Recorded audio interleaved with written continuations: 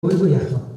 Монгол Улсын засгийн газрын хэрэг эрхлэх газраас ирүүлсэн зөвлөмжийн дагуу Орхон аймгийн иргэдийн төлөөлөгчдийн хурал олон улсын чанарын менежментийн тогтолцоог нэвтрүүлэх талаар тодорхой үүрэг хүлээсэн. Эрдэнэт хотыг ухаалаг хот болгох, төрийн үйлчилгээг иргэдэд чирэгдэлгүй, хөнгөн шуурхай, стандарттай, эмх цэгцтэй, дэг журамтай болгож бүх шатанда олон улсын стандартыг нэвтрүүлэх зорилтыг дэвшүүлж, төрийн албан хаагчдад чанарын менежмент сургалтыг зохион байгуулж байна.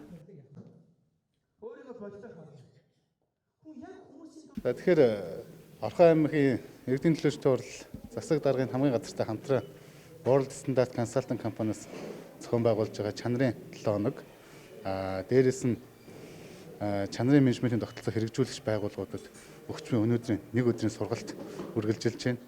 Тэгэхээр сургалтын зорилго бол яг Орхон аймгийн ухаалаг хот болох төлөвлөлттэй холбоотойгоор энэ чанарын менежментийн тогтолцоог нэгдмэл тогтолцоот хэлбэрээр нэвтрүүлэх зорилготой явж байгаа. Тэгэхээр нэгдмэл тогтолцоог бид нэвтрүүлнэ гэдэг маань энэ хотын маань бүх агентлаг, бүх үйл ажиллагаа явуулж байгаа төрийн байгууллагуудын нэг ойлголттой болох зорилго тавьсан. За бид нар бол гэлээ дэлхийн стандарт Монголд гээд аяны хүрээнд бид нар ирж ажилласан байгаа 11 сард. За тэр аяны хүрээнд бол гэлээ бид нар юг хийсэн бэ гэхээр дотоод аудиторуудыг бэлдсэн байгаа. Тэгэхээр Орхон аймагт бид нар зориод байгаа нэг зүйл бол гэлээ чанарын дэд бүтцийг бий болгох. Тэгэхээр чанарын дэд бүтэц бий болно гэдэг маань сургагч багш нар за зөвлөхүүд олон улсад бүртгэлтэй аудиторуудыг Эрдэнэт хотоосоо бид нар бэлтгэхийг хүсэж байгаа. Эрдэнэт хотын энэ хүний нөөцүүд маань Эрдэнэт хоттой эзэн байхасаа гэдэг энэ зарчмыг баримтлаад энд бид нар бэлтгэхийг зорж байгаамаа. Тэгэхээр эхний бэлтгэл бол 11 сард бид нар 28 дотоод аудиторуудыг бэлдсэн бол энэ удаагийн одоо бидний ярьж байгаа энэ үйл ажиллагаанд бол дандаа төрийн байгууллагуудын удирдлагууд байгаа. Удирдлагууд хэрхэн манлайлалтай жинхэнэ манлайлал одоо бүгдээр л манлайлал мундаг ажиллаж байгаа. Гэхдээ жинхэнэ манлайлал энэ дотроо стандартын бүлэг дотор 5 дугаар бүлэгт заасан тэр манлайлал гэдэг зүйлийг яаж хийх ёстой юм бэ? Яаж зөв манлайлах ёстой юм бэ? Бид нар илүү одоо бүтээмжтэй яаж ажиллах юм бэ гэдгийг яг стандарт талаасаа бид нар ийм байд юм байна гэдгийг харуулад нөгөө талдаа бол гэлээ хүүхний одоо хөгжлийн сургалт ордог манай бас мундаг багш нар маань ирсэн байгаа. Тэрийгээр бас онцлог байгаа. За өнөөдөр аймгийн иргэдийн хурлын дарга Мөнх хотын санаачлагаар ийм сайхан сургалтанд хамрагдаж байна. Зохион байгуулагдж байгаа сургалтанд. За манайх бол 2019 оноос хойш ISO 9001 стандартыг үйл ажиллагаанд нэвтрүүлэхээр одоо бэлтгэл ажиллагаа хангаж явж байгаад одоо 2 жилийн турш холбогдох дүрм журмыг боловсруулж процессын зураглалаа хийж ингээд стандарт хэмжил зүйн ерөнхий газраас хийгдсэн аудитаар одоо амжилттай хамрагдаж одоо сертификат аваад ингээд стандарт хэрэгжүүлж байгаа байгууллага нэг болж байна. За тэгээ өнөөдрийн энэ сургалтын ач холбогдол гэхээр ерөнхийдөө одоо ер нь төрийн албан төрийн захиргааны байгууллагуудад албан хаагчид бол энэ стандартын үндсэн ойлголтыг удирдлагуудаас нь эхэлж одоо ингэж сургаж энэ мэдлэг мэдээллийг бол олгож байна гэж ингэж харж байна. Олон улсын чанарын менежментийн тогтолцоо буюу ISO нэвтрүүлэгч Орхон аймгийн төрийн байгууллагуудад за бид өнгөрсөн оны 11 сард бол дэлхийн стандарт Монголд гэдэг 7 хоногийн аяныг зохион байгуулсан. За энэ удаад бол бид Монгол Улсын засгийн газрын мөрийн хөтөлбөр за алсын хараа 2050 Орхон аймгийг хөгжүүлэх 5 жилийн үндсэн бодлогын бичиг баримтад тусгагдсан дагуу бол энэ олон улсын стандарт ISO нэвтрүүлэх ажлыг бол үе шаттайгаар зохион байгуулж байна. Өнөөдөр бид төрийн байгууллагын удирдлагуудтай энэ бүтэн нэг өдрийн сургалтыг зохион байгуулж байгаа. Цахим эрдэнэт хөтөлбөр болон бусад хөгжлийн хөтөлбөрүүдийг амжилттай зохион байгуулах, иргэдтэй ая тухтай амьдрах орчныг бүрдүүлэх, төрийн үйлчилгээг илүү ухаалаг, цахим шилжилтэд оруулах, дэлхийн жишгт нийцсэн стандарттай хот болоход сургалтын гол зорилго оршиж байна. Чи ихтэй үйлчлэгийн хэмжээ гаргах хэрэгтэй буюу чи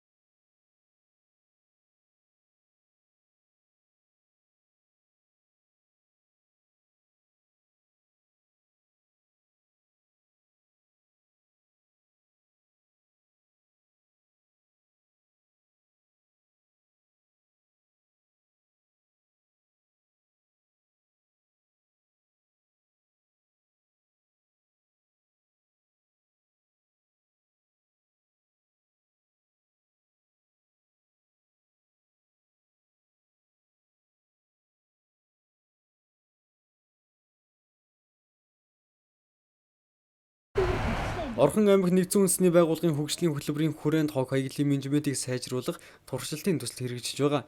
Энэ төсөл нь одоогоор баян өндөрт сумын 3 багт хэрэгжиж эхлэдэг байгаа юм. Ингэхдээ иргэдийн бүлийн оролцоон түшиглэн хог хаягдлыг их усүрт нь буруулах, ангилан ялгах, дахиур түүхийн эдийг ачиж тээвэрлэх, жижиг логистикийн төв төслийн үр дүнд байгуулагдах юм а. Хог хаягдлын менежментийг олон нийт оролцоотой сайжруулах чиглэлээр одоо туршилтын төсөл явж байгаа. Тэгээ үүний нэг нь болохоор өнөөдөр иргэдийн Уртын голоогийн иргэдийн бүлэг, Уртын болгогийн иргэдтэй хамтарсан одоо тээвэр логистик буюу одоо дахин боловсрох боломжтой хог хаягдлыг анхан шат буюу их усүр дээр нь иргэд ангиллах, түүнийг бас цуглуулах, тэгээ мөн бас дахин боловсрох үйлдвэрлэлөө одоо хүргэх тээвэр логистикийн үйл ажиллагааг одоо хөгжүүлэх чиглэлээр төслийн маань одоо туршилтын үйл явж байгаа. Тэгэхээр өнөөдрийн хувьд бол одоо нүүбис одоо хяналтын баг ирсэн байгаа. Тэгэхээр бид нар энэ төсөл маань хамгийн гол үр дүн нь бид нар доктортой ажиллагаатай, доктортой үйл ажиллагаа явж өнөөдөр хог хаягдлын менежмент дээр дахиур хог хаягдл буюу дахин боловсруулах хог хаягдлын одоо тээвэр логистикийн үйл ажиллагааг одоо сайжруулах, бий болгох, тэгээ сайжруулах доктортой ажиллагааг хангах чиглэлээр мөн иргэдийн нөлөөллийн ажлыг бас хийх чиглэлээр энэ одоо төслийн үр дүн гарах ёстой. Тийм учраас энэ одоо төслийн маань одоо явцын үнэлгээ явагдаж байна. Өнөөдөр бид нар иргэдийн бүлэг, хорсоргийн бүлэг дээр ирж өнөөдөр үйл ажиллагаа буюу тэдний одоо цаашдаа одоо эдийн засгийн чадвах, дээрээс нь техникийн нөөц, хүний нөөц цаашдаа ажиллах одоо доктортой үйл явах боломжтой хэсгээр бас хяналт үнэлгээ хийгдэж явж байна. Өнөөдөр дараагийн байдал нь болохоор бид нар аж ахуй нэгж байгууллагаас Орхон аймгийн хэмжээнд 1700 гаруй аж ахуй нэгж байгууллага байгаа. Үүн дээр бид бүхний одоо тээвэр логистикийн үйл ажиллагаа анх шатн дээр ангилах чиглэлээр данистик сонгосон байгаа. Тэгээ данистик дээр бас хяналт үнэлгээний ажлууд хийгднэ. Тэгээд энэ төслийн үр дүн эцсийн байдлаар одоо оролцох талд оролцоотойгоор хийгдэж байгаа учраас оролцох талуудын хамтын ажиллагаа, хамтарсан хурал, хамтын явж төслөө үнэлжээд яг өнөөдөр Орхон аймгийн хог хаягдлын менежментийг яг ямар чиглэлээр явах юм бэ гэдэг маань эцсийн байдлаар бид нар төслөөсөө бас энэ үр дүн гаргахаар ажиллаж байна. Уртын голоогийн иргэд хог хаягдлаа их усүртэнд ангилан ялгаж хэвчсэхээс гадна дараагийн шатлал руу явуулж эдийн засгийн эргэлтэнд оруулах нөхцөлийг бүрдүүлж байна. За хорол сүрэн дахиур хаягдлаа цуглуулахдаа хувийн автомашинаар цуглуулж дараа нь овор хэмжээг багасгах зорилгоор пресэлдэг байна. Уг ажлаа эхлүүлээд удаагүй байгаа учраас тэрээр эхний ээлжинд хог хаягдлаа цуглуулж преслэн дахиур хаягдлаа Улаанбаатар хотод байрлах дахиур хаягдал ашиглан эцсийн бүтээгдэхүүн үйлдвэрлэх үйлдвэрт нийлүүлэхээр төлөвлөсөн. За уг ажлыг хэрэгжүүлэхэд санхүүгийн дэвлэг шаардлагатай байгааг дурдж байлаа. За анхан шатны хувьд бол дөнгөж ингээд эхлэж явж байгаагийн хувьд бол яг боломжийн бас ингээд юм цуглуулад ингээд явж байна. Тэгээд одоо төслөөс тоног төхөөрөмж ирэхээс өмнө бас нэг жоохон төслөөс бол ерөөсөө зөвхөн тоног төхөөрөмж нийлнэ гэж ярьж байгаа шүү дээ. Одоо яран дээр сургалт мургалж явуулаа. Тэгээд дээр нь яг ингээд манай эрдэнэт чинь бас юу байна л та.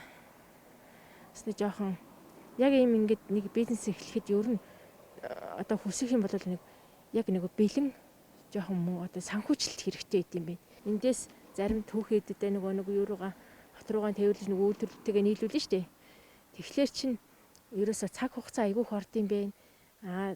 Цаг хугацаа орохын хэрээр бид нар чинь бас цаашаа явж ийн нэг бас нэг өөрөө ганцаараа одоо ингээ хоёулаа хийгээд тахлаар яахгүй хүрэлцэхгүй дээр нь хүн нэмж ажиллах болно. Тэгэхээр ажлын хөлс тийм ээ. Мэдээж хүн зүгээр ажиллахгүй шүү дээ. Тэгээ яг бит хоёр ингээд энэ сарын хугацаанд бол явлаа л да. Гайгүй сайн боломжийн юм цуглуулсан гэж бодож байна өөрсдөө. Тэгээд ер нь эдгээр ч гэсэн тэгж хэлж яана л да. Сайн боломжийн боллоо гэдэг чинь. Тэгээд ер нь ямарваа нэг юм эхлэхэд бас нэг тодорхой хэмжээний санхүүжил дээр л одоо захиргаанаас бодлоод бас нэгэнт одоо ийм сайхан ингээд тоног төхөөрөмж авахар болоод ингээд хэрэгжээд явж байгаа юм чи. Бидний өдөр тутмын хэрэглэнээс үүсч буй хог хаягдлыг иргэн аж ахуй нэгж байгууллага бүр анхан шатанд ангилан ялгаснаар дахиур түүхийн эдийг дахин боловсруулах үйлдвэрүүдэд нийлүүлэх бүрэн боломжтой. За үүнийгээ дагаад байгаль орчны сөрөг нөлөөлөл буурч хүрээлэн буй орчин сайжрах юм а.